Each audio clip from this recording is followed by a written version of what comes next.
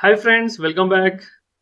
In today's section, our task is we have some bunch of values. From that, we have to extract employee number, name, and mobile number, and then we have to sort the values with employee number column. So let's see how to solve this.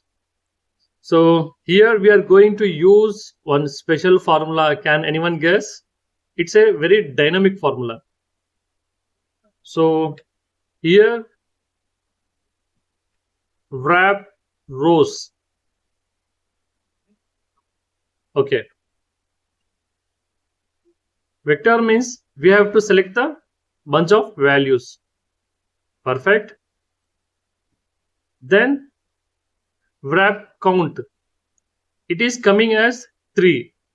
1, 2, 3. For every 3 records, the values are getting changed. So we will write as 3. This is not required. Close bracket and see the difference. Excellent. Now we require sort values here. So again, we will use sort formula, comma, index which is 1. Close bracket. Perfect. How is this?